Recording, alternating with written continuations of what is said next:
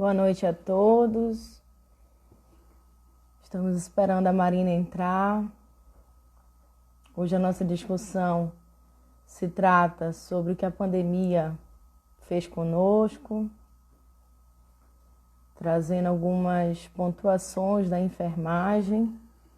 Marina entrando aqui.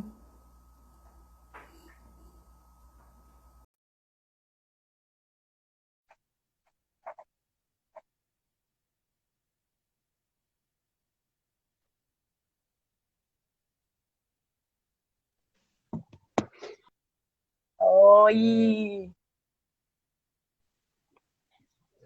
Oi. Oi, Deu? tá me Tá me ouvindo? escutando? Tô te ouvindo. Vai ficar meio caixa porque eu não consegui parear o meu fone com o celular. Então vai ficar uma coisa meio eco, assim. Tá? Tá me escutando bem? Tô te escutando bem e tô te escutando sem eco. Eu não sei se as pessoas que estão conosco aqui estão ouvindo o eco. Bom, Marina, muito obrigada. Tu sabe o quanto que eu tenho te perturbado para falar aqui. É uma honra, né? Tu que eu admiro, além da vida profissional, é uma grande amiga também, admiro enquanto mulher, enquanto mãe do Inácio. Já já tá chegando, né? Nosso pinguinho de amor aí. Então, Marina, seja bem-vinda. Muito obrigada pela honra, pela oportunidade de te ouvir. E se apresenta aí. A celular é braba, né? Às vezes dá uma... Então tá, Camila, tá me escutando também? Tranquilo? Ah, deu uma travadinha. Tá travando aí? Voltou. Ah, pra mim deu uma travada. Então tá. Eu gostaria de agradecer também o convite, né? É sempre importante esses espaços para a gente conversar, trocar, expor algumas questões. Hoje eu conversava com uma amiga também, ela dizia, Marina, a gente tem que sempre que todo espaço é espaço, né? Aí a gente precisa de alguma forma se fazer escutar e esses espaços de discussão são de suma importância e a gente precisa cada vez fomentar mais, né? Agradecer, parabenizar pelo projeto, né? Que eu sei que foi uma inquietação muito grande tua no início de toda essa questão da pandemia, de abrir um espaço de comunicação, né, que atingisse as pessoas. Então, parabéns pelo trabalho que tu vem desenvolvendo, né, eu sei que fazer live não é fácil, é super cansativo organizar tudo isso, né, eu sou professora na faculdade de enfermagem aqui da UFPEL, mas coordeno junto com a minha grande companheira de trabalho, que é a Michele Mandagará, um coletivo, né? E esse coletivo faz lives, vira e mexe, e essa mobilização, eu sei o quanto ela é cansativa e o quanto é dispendioso. Então, tu ter essa regularidade que tu tens e com assuntos tão importantes, a gente precisa ressaltar e parabenizar pelo trabalho, porque a gente sabe o quanto é difícil, está todo mundo muito cansado nesse momento de distanciamento social, de modificações na vida. Então, ter espaços é importante e eu sei o quanto organizar esses espaços nos consome. Então, inicialmente, eu gostaria de parabenizar pela dedicação e pelo trabalho, dizer que também eu te admiro, isso não preciso ressaltar, né? Eu sou de menos palavras, entre aspas, do que tu, né? As construções, né? As construções, mas acredito que eu preciso ressaltar essas questões e dizer o quanto é importante, o quanto eu admiro a tua força de estar tocando esse projeto, porque não é fácil, né?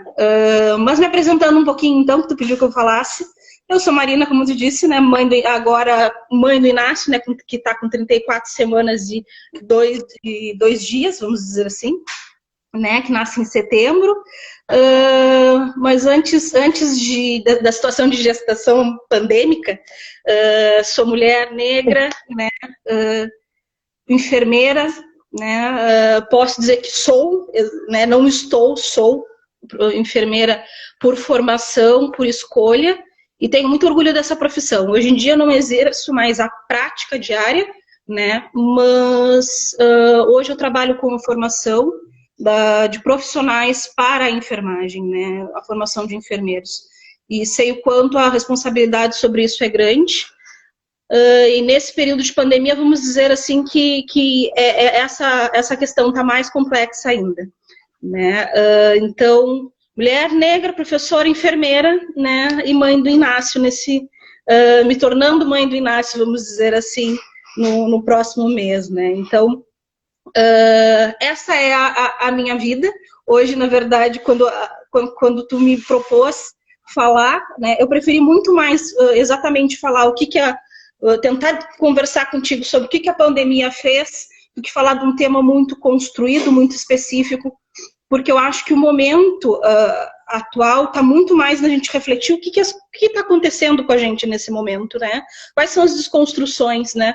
Porque falar, por exemplo, de racismo, que é uma das coisas que o coletivo, né, e que a gente tem trabalhado, antes da pandemia e pós-pandemia são situações de contextos muito diferentes, e que a gente percebe que várias coisas estão diferentes, né? E elas, com a pandemia, se a gente parar para ver, eu gostaria de ter uma fala mais bonita e mais romântica e dizer que depois de tudo isso as coisas vão ficar muito melhores, mas a gente sabe que essa não é a realidade e a gente precisa trabalhar com a realidade para que a gente não tenha frustrações que vão nos gerar mais adoecimentos. Né? A gente precisa dessa consciência, até certo ponto, para que a gente consiga se organizar, né? E tentar lidar com algumas situações. Então, para mim, falar o que a pandemia fez é falar do cotidiano das pessoas, porque eu trabalho com pessoas, né? Eu cuido de pessoas e eu formo pessoas. Então, para mim, seria muito mais, vamos dizer assim, uma necessidade muito maior a gente conversar sobre o que a pandemia tem feito com a gente, né, o que ela fez, e pensar, né, tentar construir algum pensamento do que a gente pode fazer para o futuro, ou não, ou só pensar mesmo, que talvez não seja o momento de tentar desenvolver grandes estratégias, mas que a gente precisa pensar nisso. Né? Esse negacionismo que a gente tem visto muito, vai dar tudo certo, né? Bola para frente, a vida tem que seguir. É só uma fase. É só uma fase. Exato. Essa vida tem que seguir, está deixando muita gente para trás. E esse deixar pessoas para trás é que uma das coisas que mais me desconforta hoje em dia. Né? Porque as pessoas que normalmente são deixadas para trás são as que sempre foram deixadas para trás. Né? E então sempre a fala mas depois a gente vê, mas é depois. E as pessoas vão ficando para depois e geralmente são as pessoas que mais precisam que a gente olhe, né? Que sejam vistas, né? Porque a invisibilidade delas já foi construída historicamente, a gente precisa de outros comportamentos, né? Então falar, vamos dizer assim, do que a pandemia tem feito, para mim é falar de todas essas questões. Né? É falar do nosso contexto de vida como um geral, e é uma experiência que todos estão tendo. Todo mundo está vivendo isso, né, nesse momento. Então, o meu diálogo, né, vamos dizer assim, que eu propus que a gente conversasse, é exatamente isso, porque todo mundo está vivendo isso. Não é um livro que eu abri e li e vou aqui, que nós duas lemos e nós vamos dialogar. Uhum. É para além disso, né? Todos nós estamos vivendo esse momento, todos nós temos experiências para contar desse momento e que podem construir, vamos dizer assim, mais nessa nossa conversa do que abrir um livro e teorizar e ficar na epistemologia. A gente precisa de muita praxis nesse momento. Né? Precisa da epistemologia, mas a gente precisa de muita praxis para que a gente lide com esse cotidiano. Então, eu inicio falando assim, porque senão eu começo e não paro mais. Eu tenho essa característica. Marina, conversa, eu falei, mesa de bar, tu tá em casa, toca, vai tocando, é isso mesmo. E é muito bom te ouvir nesse sentido, porque é uma coisa que eu sempre critiquei, é o quanto que, e aí tu me corrige também, se eu estiver equivocada, mas eu sempre critiquei a própria saúde, no sentido de que sempre a medicina, ou até mesmo a psicologia ainda é vista enquanto elitista, sendo que quem carrega na costa são os enfermeiros. e as técnicas de enfermagem.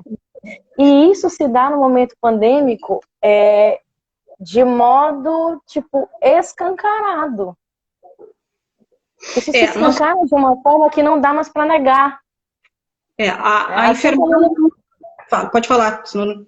Assim como não dá mais para negar, e aí, como eu estava também hoje conversando com a Daisy, esses rituais do luto, esse luto que nos é imposto todos os dias.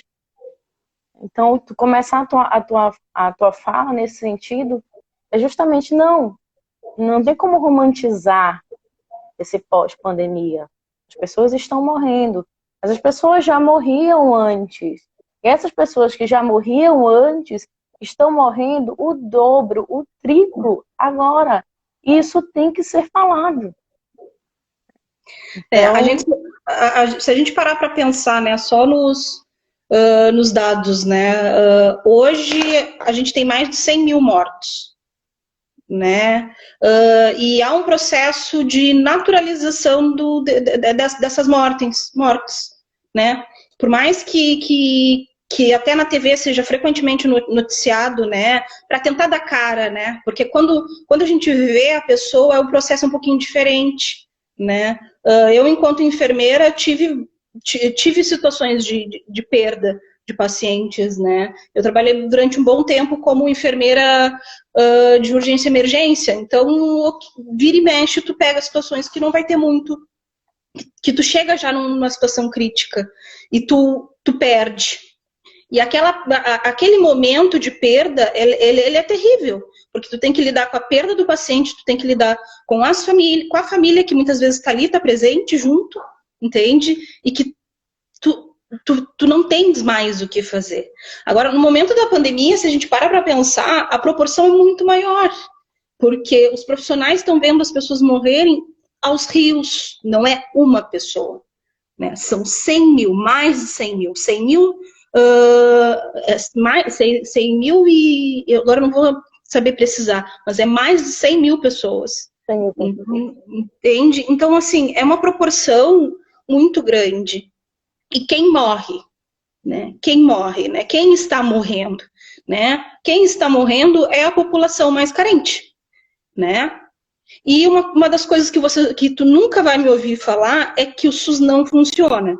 Tá? O SUS funciona sim, porque se não fosse o SUS, nós não estaríamos aqui. Tá? O SUS é quem faz a vigilância sanitária, o SUS é quem fornece as vacinas, o SUS é que faz toda a parte de prevenção, só que a gente precisa entender que nós somos 200 milhões de pessoas no Brasil. Para um sistema que foi criado, né, na década de 90, né, e que passa por um processo de sucateamento muito grande nos últimos anos. Né? Cortes de verbas aos rios, né, o desincentivo às medidas de prevenção e muito mais. Uma visão retornando para uma visão muito mais de cuidar da doença e não prevenir ela, que era o processo das estratégias de saúde da família, de todas as ações de prevenção que a gente tinha, e tem até então, mas não na proporção que se tinha. Então, a gente tem um sistema que ele tinha fragilidade, sim, pelo número de pessoas que a gente tem que atender e os investimentos que fizeram. Agora a gente tem uma necessidade que é muito maior, uma dimensão muito maior, o mesmo sistema. Sem falar que nesse processo de pandemia, ao mesmo tempo, teve o impacto econômico, né? Então, pessoas começaram a receber menos, perderam os planos de saúde. Quem é que vai abraçar? Quem é que abraça todo mundo? O SUS, porque o SUS, ele é universal, né? Então, todo mundo vai ter direito ao mesmo tempo. Então, e todo mundo está adoecendo ao mesmo tempo. E por que estão adoecendo ao mesmo tempo? Estamos num período de pandemia, mas não só isso. Estamos num período de pandemia que as pessoas não estão fazendo o distanciamento da forma que deveriam. Né? E que muitas vezes isso é incentivado, né? Esse não seguir o distanciamento, ele é incentivado, inclusive, por algumas pessoas que deveriam, na verdade, nos mostrar o contrário, que deveriam seguir essas recomendações. Né? Nós estamos há meses sem um ministro da Saúde, né? Então, há um desmonte muito grande. Só que quem é que está no SUS? Quem é que depende do SUS? É a população mais carente, né? Então, a gente vê vários processos aí associados, né? Claro que eu ressalto que alguns pontos são críticas muito minhas, tá? Porque como eu carrego o nome de uma instituição em cima, isso eu quero deixar bem claro, né? Essas falas são minhas, tá? E essas questões, assim, a gente não pode negar, né? A gente não tem ministro da Saúde, a gente tem cortes de verbas, as pessoas estão cansadas da ciência. no total da ciência, né? Até um certo ponto, a população sendo jogada, né, contra os profissionais os servidores públicos, né? O SUS, todo mundo que está no SUS é servidor público, independente do vínculo, é servidor público, né? Então a gente tem vários processos, né, que vão levar a essa precarização da saúde da população, né? E precarizando essa saúde, a gente está retirando o direito que está lá na Constituição de 88, que é o direito básico, que é da saúde. Então, é mais um direito que está sendo cerceado da população que mais precisa do Estado agindo sobre ela, para que se garanta saúde, mas hoje em dia já não é só qualidade de vida e saúde, que foi algo que a gente conseguiu começar a pensar em qualidade de vida dentro desse sistema. Hoje em dia, a gente quer, vamos dizer assim, deveria fornecer as condições para que as pessoas se mantenham vivas. É essa a situação. Numa pandemia, é isso que a gente está procurando, né? Deveria estar desenvolvendo várias estratégias e ações para que as pessoas fiquem vivas, porque eu só posso cuidar de alguém enquanto enfermeira, principalmente, se essa pessoa estiver viva. Eu vou cuidar no pós-morte também, garantindo o direito que essa pessoa tenha o mínimo vamos dizer assim, de um cuidado digno, né? Até o pós-morte. Isso a minha profissão prevê. Só que com a questão da pandemia, até as questões de ritos de passagem, isso também a gente hoje em dia já não consegue garantir para as pessoas, né? Porque há a questão da contaminação. Então, até isso se modificou. O luto ficou diferente. Então, os fechamentos que deveriam ser feitos, muitas vezes não se conseguem ser feitos, né? E há um prolongamento dessa dor para as famílias, né? Então, se a gente para pensar em toda essa situação, tem um estudo que fala que a pandemia ela tem 4 ondas, na verdade, né? A primeira é essa onda de infecção, que a gente ainda está vivendo um pouco, né? Então, tem várias mortes, o número avança.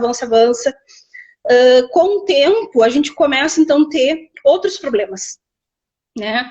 As questões econômicas, que a gente não pode negar, né? Aqui em Pelotas, a gente está vivendo essa situação de vários casos. Só ontem teve 5 mortes no município, né? E eu acredito que toda essa situação seja muito desse abre e fecha. Começamos um lockdown que não foi concluído. Não durou. Né? Então, assim, quando lançaram que tinha... Eu moro aqui no centro, né? A 2 quadras aqui do prédio do direito. Quando anunciaram que não tinha mais o lockdown, a gente já começou a escutar barulho de pessoas na rua, de carro. Então, assim, tem todas essas questões que a gente precisa pensar, né? A gente sabe que está todo mundo cansado. A gente sabe que tem as questões econômicas. Mas, ao mesmo tempo que tem as questões econômicas, tem um processo de o Estado não fazer a sua função, né? Porque se as pessoas tivessem condições de ficar em casa, elas provavelmente não sairiam, né? Uma coisa eu sei para trabalhar, né?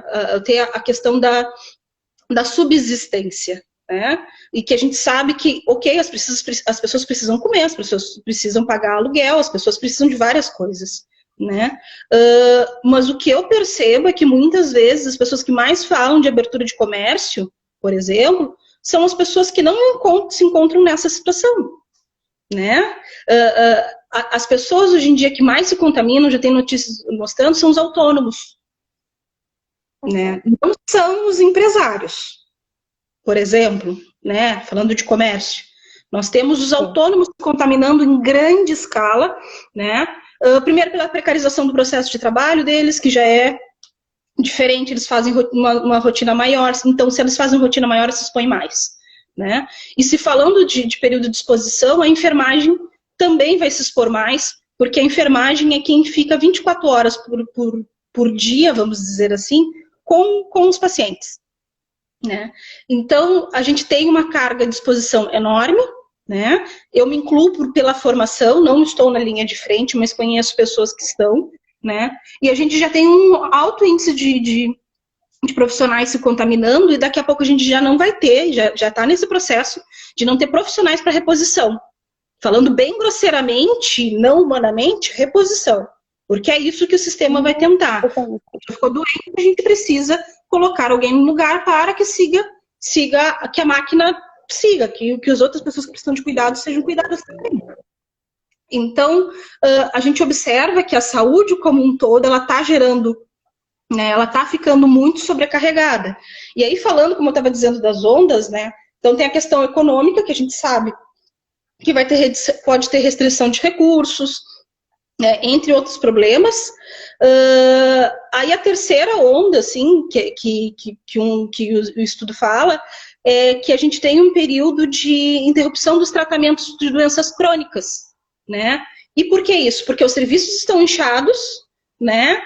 Alguns tratamentos já não estão sendo muito, vamos dizer assim, não é incentivado a palavra, já não está tendo recurso de investimento, por exemplo, né? A farmácia popular mesmo reduziu o número de medicamentos, a lista de medicamentos que se tinha, um exemplo, né? Mas que as pessoas vão ter mais dificuldade de acesso aos crônicos, né? Ou seja, diabetes, hipertensão, doenças cardíacas, e assim vai.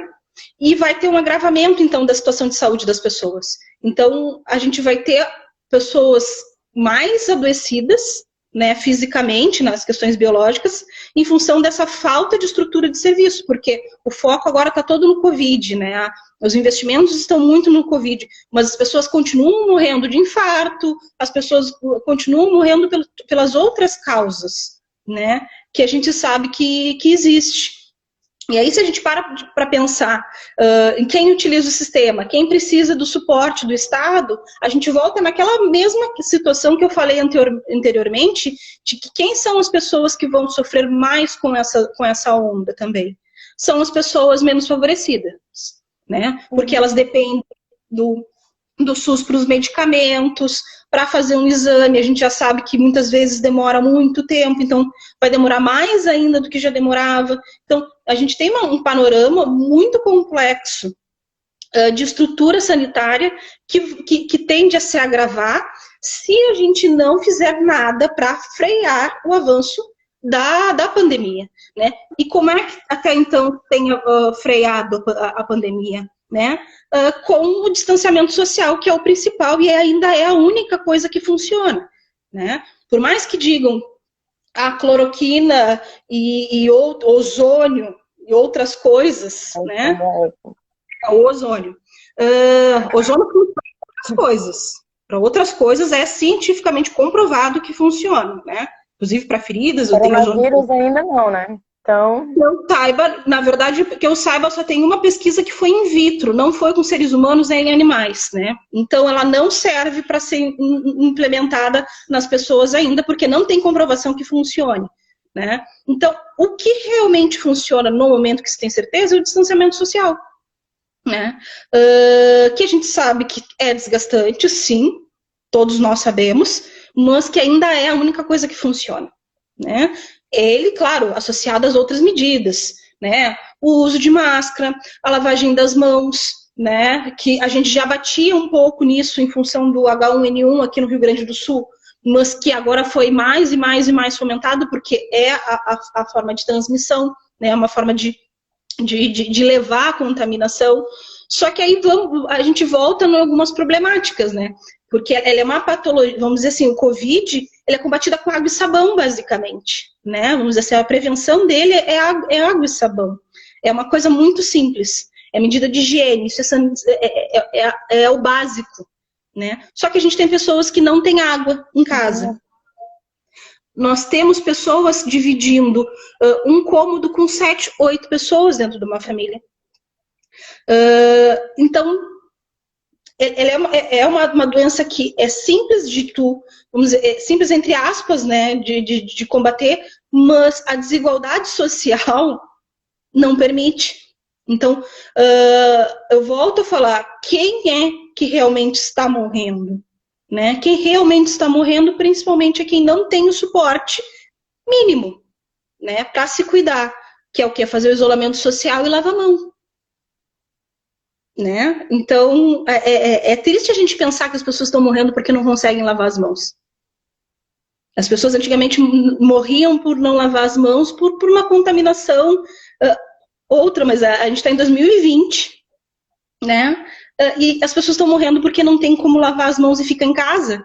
Né? Ninguém tá falando de um medicamento super caro, um tratamento caríssimo. Ele se torna caro quando a pessoa... Né? É o básico da Constituição.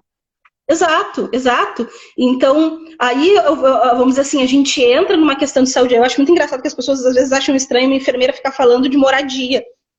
Né? Aí a gente vai lá no Nino, por exemplo, que trabalha com as questões de acesso à moradia, e é isso, o acesso à moradia, hoje em dia, é uma estratégia, entre aspas, é uma estratégia... É saúde pública. É saúde pública. É se manter vivo, as condições de vida, isso são os determinantes sociais de saúde, as condições que as pessoas vivem, trabalham, se relacionam. Isso é a saúde. Né? O que determina a saúde das pessoas? A forma como elas vivem, né? O trabalho, onde elas trabalham e como elas chegam no trabalho. Isso determina a saúde das pessoas. Porque se elas não têm um transporte público, né, que circule a ar, vamos dizer assim, falando que as pessoas estão se deslocando nesse período, que a gente sabe que tem pessoas que não podem parar de trabalhar. Se eu tenho um transporte público que causa uma aglomeração, igual, entende? Tá se expondo muito mais do que precisaria. Só que esse transporte público já era desumano antes. Entende? Ele não ficou hoje assim. Ele já era. A diferença é que hoje ele está sendo, entre aspas, olhado, né? Para que as pessoas não morram. Não é para que elas tenham uma condição de vida melhor. Entende? Para que elas não morram para manter, né, a roda girando. Mantém a roda girando, né? Então, a gente vive num sistema capitalista. A gente precisa... dentro do sistema capitalista, a gente precisa da exploração dessas pessoas de alguma forma, mas para explorar ela precisa estar viva. Então, aí temos vamos dizer assim, alguns pontos teriam que tentar ceder um pouco para poder que as pessoas continuem ainda trabalhando e sendo exploradas, porque é isso que na maior parte das vezes acontece, né? E aí a lei, só para concluir a questão das ondas, né? A quarta onda fala do adoecimento mental. Né? Então, que as pessoas vão chegar a um ponto, né, especialmente falando dos profissionais da enfermagem, principalmente, né, de staff mental, realmente, de adoecimento, de traumas muito grandes, né, e que isso vai gerar um ônus para o sistema de saúde, sim. Né? As pessoas precisam... eu já trabalhei em CAPS, tenho muito orgulho de ter falado, de ter trabalhado no CAPS Escola, né? E vou te dizer que quem realmente faz saúde mental da população é o sistema público de saúde, né? A gente sabe que desde a reforma de 2001 o sistema foi melhorando, tem suas deficiências, obviamente, mas ainda é o sistema mais completo, na minha visão. Na minha visão, ainda é mais completo. O particular não vai te garantir o que o sistema público te garante. Falando só de saúde mental, principalmente, dos outros também. Câncer, né, tratamentos oncológicos, todos os outros, por mais que seja mais demorado, mais precário, ele ainda vai. Né? A partir do momento que o teu plano de saúde não te cobre, o SUS vai te cobrir. Essa que é a realidade. né? E dentro do sistema de saúde mental, especialmente Pelotas tinha uma rede muito, ao meu ver, da região aqui ela era uma das melhores, que tinha mais número de serviços e tem, até que eu saiba, tá? Porque eu também não estou tão atualizada quanto a isso, porque faz uns 3 anos que eu saí da rede. Mas ainda é os serviços públicos que já estavam, se a gente parar para ver, inchados, né?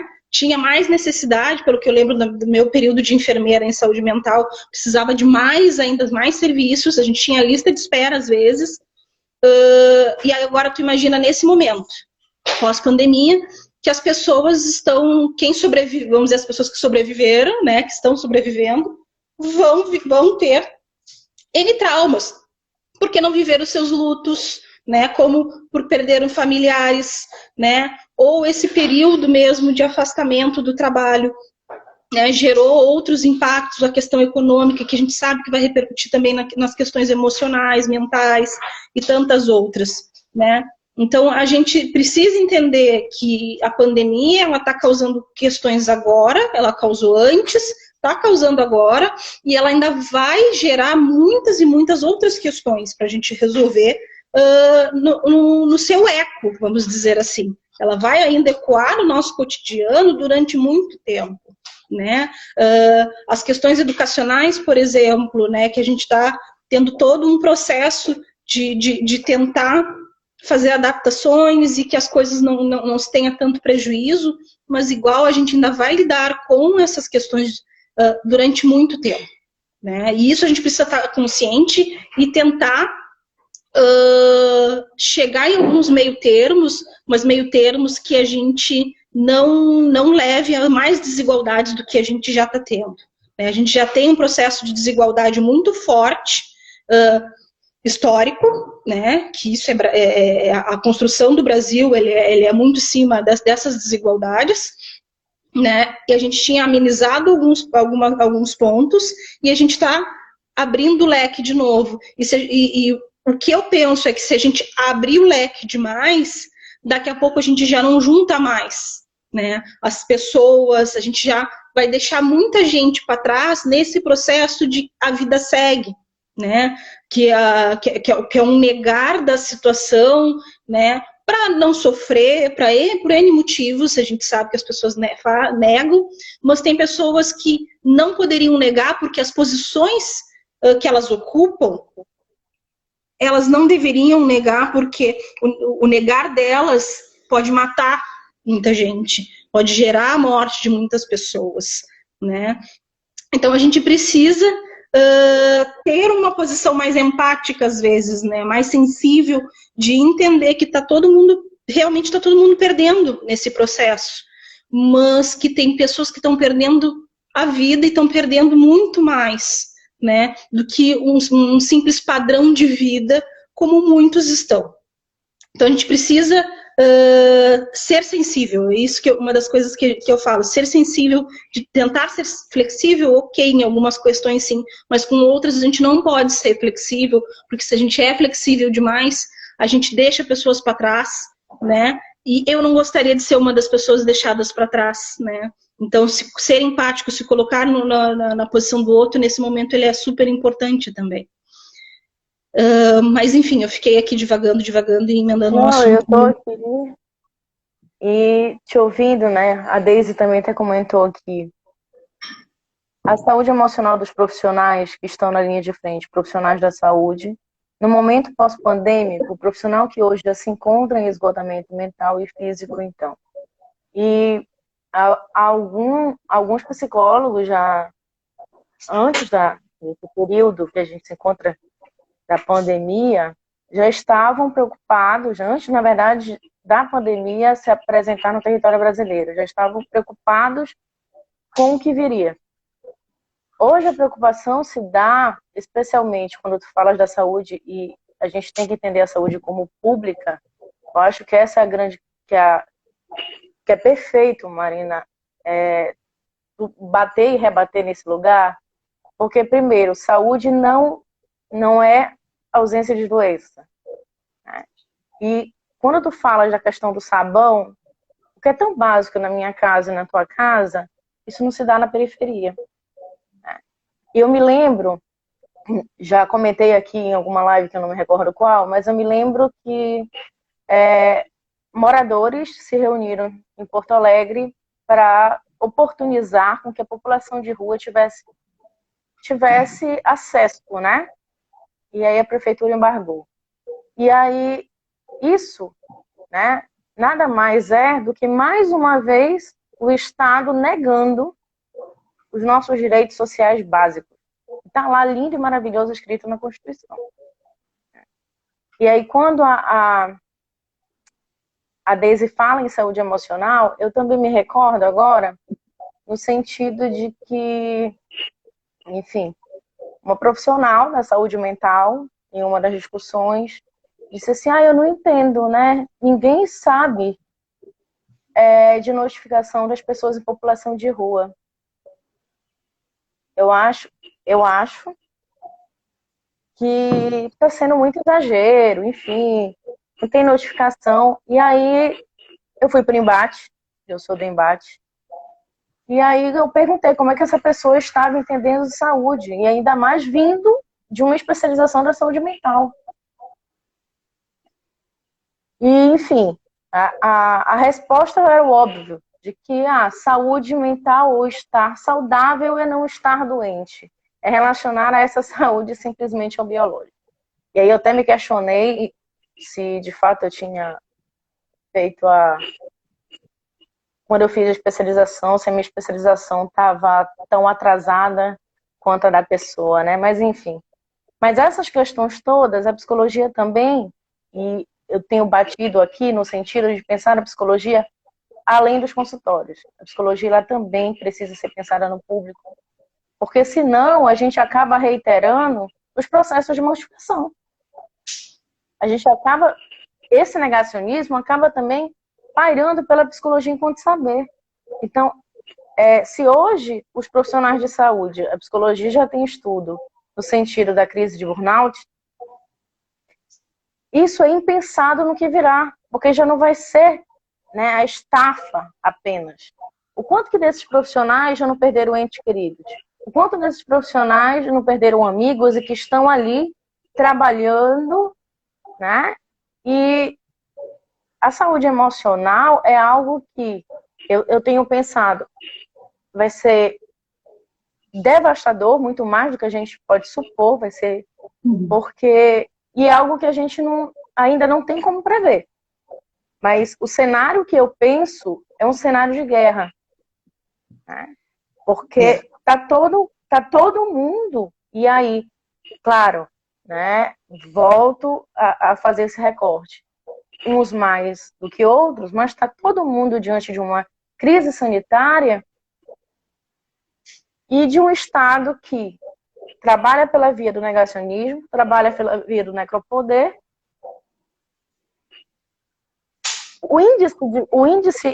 Quando a gente vai pensar um pouco mais também, falando nesse sentido, o índice de suicídio que está acontecendo dos profissionais de saúde é alarmante. Porque justamente não é apenas a estafa, é você ter que lidar consigo, com as pessoas às quais tu estás trabalhando e com o teu paciente. E muitas vezes com medo de transmitir para o teu filho, para o teu esposo, para tua mãe, para tua avó, para tua esposa, enfim. Então, assim, estamos vivendo um grande cenário de guerra, né, Deise? Eu acredito nisso. Saúde mental, ela precisa também ser reformulada depois dessa pandemia.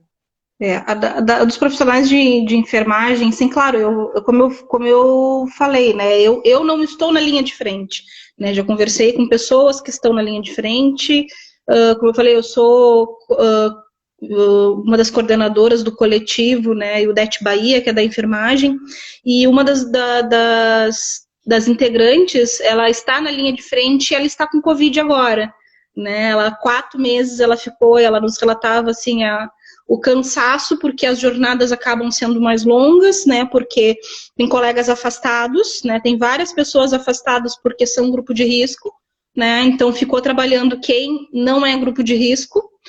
Então as escalas ficaram mais longas. Eu tenho, por exemplo, uma tia minha, né, que também é técnica de enfermagem, a minha mãe é técnica de enfermagem, né, a minha mãe, por doença crônica, está afastada, né, por uma questão pulmonar, a minha tia segue trabalhando, né, então faz jornadas de 12 horas, né, muitas vezes, né, descansa 48 para poder lidar com aquela carga horária.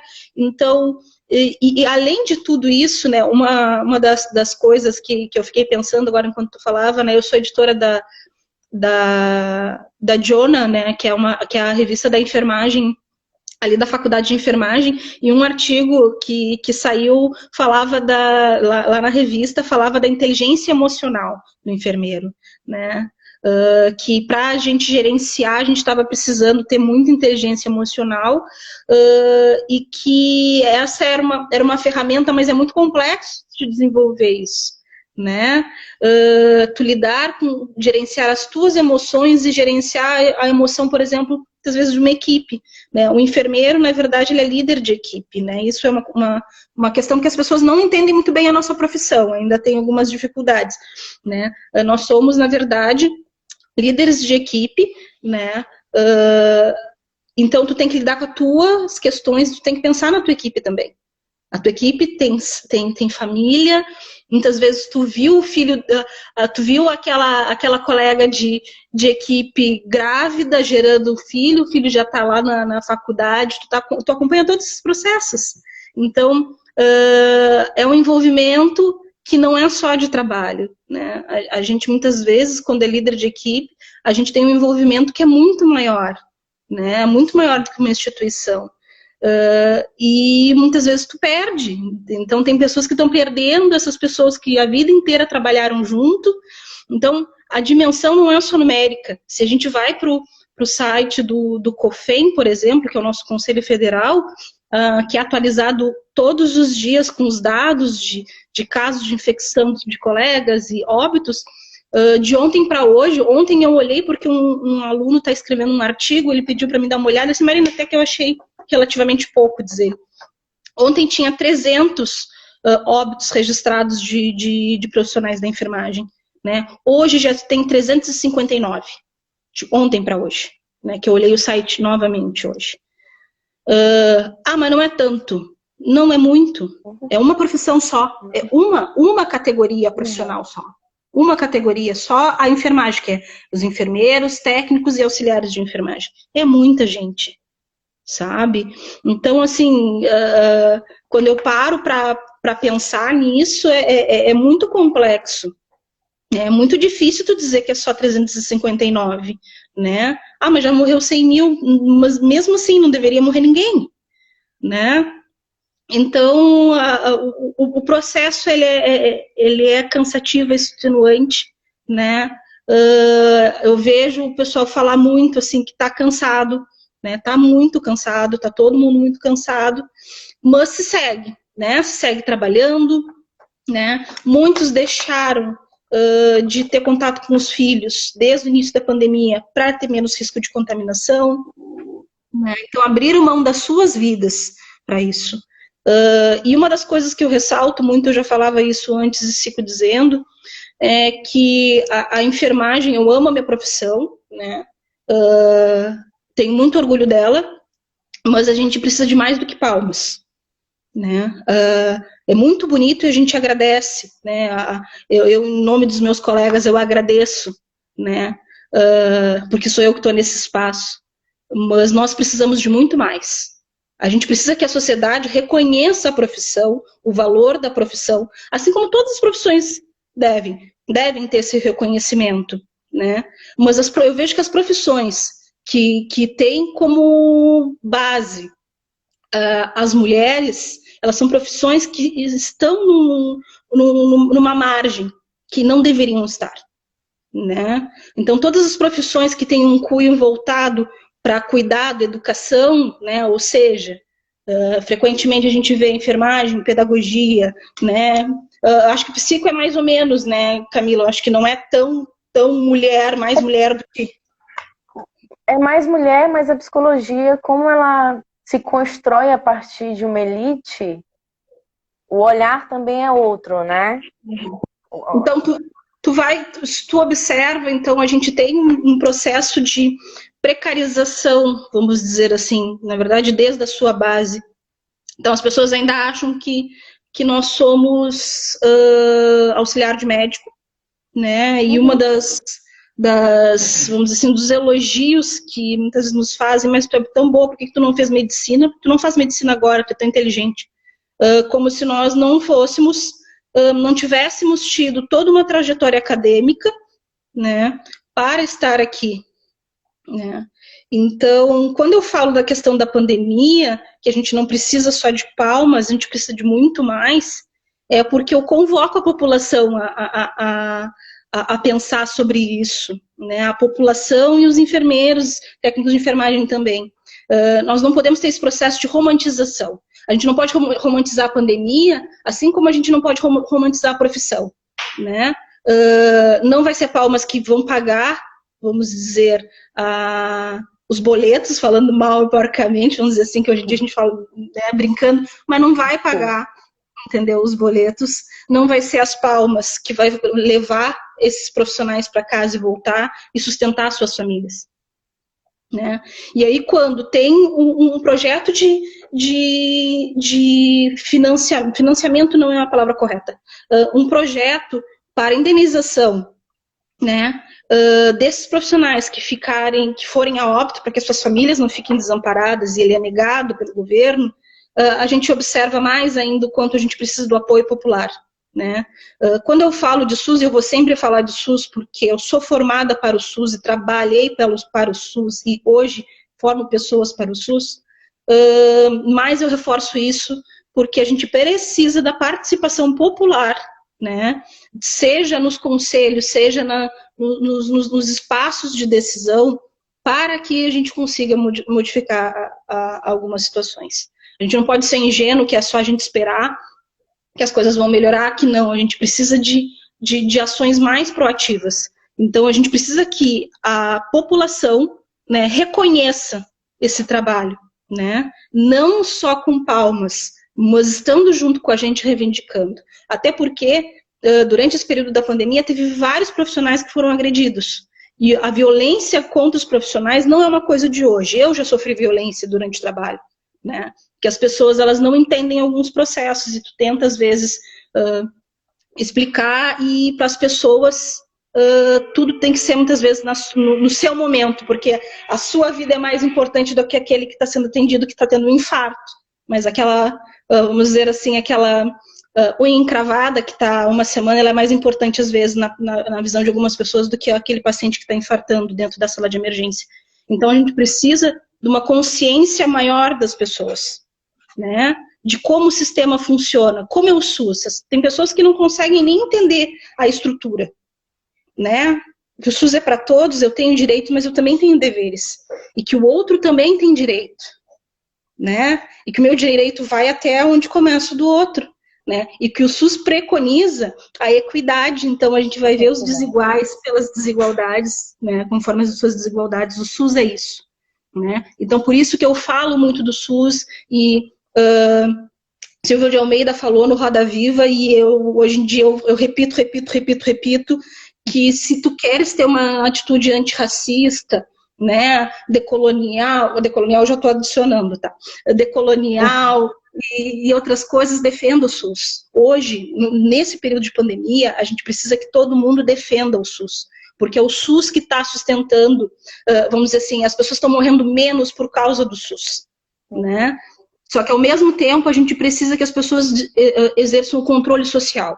A gente precisa que as pessoas estejam nos conselhos de saúde, né, que elas falem, que elas participem desse processo. Porque o SUS, dentro da sua estrutura, prevê, dentro do conselho, 50% de pessoas nos movimentos sociais, né, e de pessoas da sociedade civil. Então, o SUS permite, sim, a voz. Né? Então, a gente precisa sair dessa posição de só reclamar, né? E ver quais são os espaços de direito que a gente pode realmente requerer, né? E nós, enquanto profissionais, também. E não só nesses espaços de decisão, mas também a gente pensar muito bem quem a gente está colocando nesses locais. Quem é que está lá na Câmara de Vereadores? Agora, essa semana, ontem, eu acho que foi, a votação da questão da água, a taxação da água, se eu não me engano, né? Se conseguiu que não aumentasse, que não tivesse a questão da privatização, né, do Sanep. Então, a gente pode sim, a gente precisa estar atento e forte. É essa que é a questão. A gente precisa, sim, visualizar o que às vezes um pouco meio cansativo, é um pouco chato, mas a gente precisa. Né? Nós somos seres políticos e a gente se mantém vivo por causa da política, e política não é política partidária, né? Que é uma coisa que as pessoas confundem muito. Nós fazemos políticas desde o momento que a gente acorda, né? Nós somos políticos. Então, a gente precisa estar atento a essas questões, né? Então, em quem a gente vota, quem é que está lá, o que está acontecendo na Câmara, a gente precisa disso, né? Porque senão daqui a 4 anos, 2 anos, a gente vai votar nessas mesmas pessoas que não fizeram muitas vezes nada, ou que tiveram mais de 26 anos, né, em cargos no governo, né, e ascenderam para o maior cargo do Brasil, né, para ter uma política genocida e matar milhões. Então, a gente precisa, sim, né, a gente precisa estar mais consciente, a gente precisa dessa educação cidadã das pessoas, né, e as pessoas acham muito estranho quando eu falo esse tipo de coisa, porque eu sou enfermeira, mas isso é saúde, isso vai determinar a saúde das pessoas, né. Então, nós precisamos da construção de pessoas cidadãs. A gente precisa de cidadão ativos, né? Porque se a gente conseguir pessoas um pouco mais conscientes, a gente consegue melhorar essas situações de pandemia. Então, a pandemia, ela tem gerado um impacto muito forte na questão das desigualdades, mas uma potencialidade que talvez a gente possa tentar é fazer com que as pessoas pensem mais nessas questões, né, de cidadania, de desigualdade. Tá tudo exacerbado, tá tudo muito escrachado, né? A questão é das pessoas não serem então serem mais abertas, né? Não serem tão, vamos dizer assim, algumas pessoas beiram uma ignorância que às vezes a gente não sabe se é simplesmente para negar ou se realmente não consegue ter consciência desses processos, né? Então, o que eu vejo muito é isso, né? E isso tem causado nas pessoas um processo de sofrimento também, porque quem está com excesso de consciência também vai adoecer, porque é angustiante, né? É angustiante muitas vezes tu ver tudo acontecendo e tu te sentir extremamente impotente. Hoje, um pouco antes da live, eu estava olhando o meu Face e eu tenho uma amiga que ela é professora no município, no estado, se eu não me engano, que é professora de educação física, a Priscila Borges. E o relato dela, assim, me sensibilizou muito, porque como tu lidar com toda essa situação, tu tá tentando trabalhar, nós docentes estamos também tentando, né, desenvolver para que a gente não perca vínculo, para que o aluno ainda se sinta, né, dentro de educação minimamente, e às vezes tu te vê impotente dentro das situações, porque tu precisa de condições de trabalho, as tecnologias que a gente tem, muitas vezes, né, o estado, o município e federal são estruturas diferentes de condições, muitas vezes, de trabalho, então tem N coisas para serem pensadas, e que a gente não pode romantizar, né, porque se a gente romantizar, a gente cai dentro de um processo para mim é um processo que tem dentro da minha profissão, é dizer que a enfermagem é por amor, né? Eu faço com muito amor a minha profissão, mas eu não faço por amor, né? Eu faço porque eu estudei para isso, amor à profissão, mas eu preciso do reconhecimento, sim, que vem junto com isso, tanto do status quo de ser enfermeiro, mas também as questões financeiras, porque eu sou uma pessoa como qualquer um e preciso, né, ter condições de vida, né? Então, é ter isso. Ter condições de vidas não precárias, né, Marina? Ter Exato. Condições de vidas não precárias. Exato, e quando tu fala da questão da precariedade, a enfermagem tem um processo histórico de trabalhar com o mínimo, né? E aí tem um outro processo que também eu critico bastante, quem foi aluno meu já me escutou falar isso, é que a enfermagem é criativa. Na verdade, a criatividade muitas vezes da enfermagem, na verdade, é para mascarar uma situação de que a gente tem que reinventar algumas coisas para poder ter o mínimo e oferecer o mínimo de serviço para os pacientes. Então, a gente precisa de mais, a gente precisa avançar, já avançou muito, tá? Já avançou muito, mas nós precisamos de muito mais. Então, a gente precisa do apoio da população, que a população enxergue essa profissão dentro do que ela realmente é. Ela é mais de 60% dos serviços de saúde, quem está lá é a enfermagem, né? Então, se a enfermagem para, a saúde para, praticamente, né? Então, e isso não desmerece nenhuma profissão, isso é uma coisa que eu salto muito, porque todos nós temos nossas funções, o médico tem a sua função, o psicólogo tem a sua função, o fisioterapeuta, o terapeuta ocupacional, todo mundo tem a sua função dentro do serviço de saúde. Mas a enfermagem ainda é uma profissão massivamente que está dentro dos serviços de saúde, né, e que passa mais tempo junto com essas pessoas, né. Então a gente precisa, né, isso precisa ser dimensionado e esse peso precisa aparecer, né. E nesse período da pandemia nós estamos morrendo muito, a enfermagem está morrendo, a enfermagem está adoecendo. Então a gente precisa pensar nesses processos, né? E enquanto profissão, hoje em dia eu falo que a gente precisa de uma enfermagem feminista, né? A gente precisa de uma enfermagem que veja essa força, né? E todos os movimentos e as epistemologias do feminismo a gente precisaria fortalecer dentro da nossa profissão, porque nós somos ainda muito, né, uma profissão ainda muito feminina, né? E dentro disso nós temos vários processos, que hoje a gente não vai conseguir conversar, com certeza, mas nós temos vários processos embutidos dentro disso. Nós temos jornadas de trabalho maior, enquanto mulher nós temos uma jornada tripla, quádrupla, né, porque a enfermagem normalmente acaba trabalhando em mais de um emprego, então nós temos 2 empregos, mais a casa, mais os filhos, mais, né, mais ainda outras colegas que são técnicas de enfermagem, fazem enfermagem, ou são auxiliar e fazem o técnico, então tem mais a questão educacional, ou fazem outro curso, né, porque a gente tem várias colegas, enfermeiras ou técnicas de enfermagem que também são psicólogas, que são assistentes sociais também. Então, a gente tem peculiaridades, vamos dizer assim, nós temos outras questões que a gente precisa ver, né? Nós somos mulheres, muitas mulheres negras também, né, que tem outra, né, um contexto um pouco diferente, um pouco não, bastante diferente. Então, é muito complexo. Então, quando eu falar de enfermagem, para mim, é uma complexidade gigantesca, né?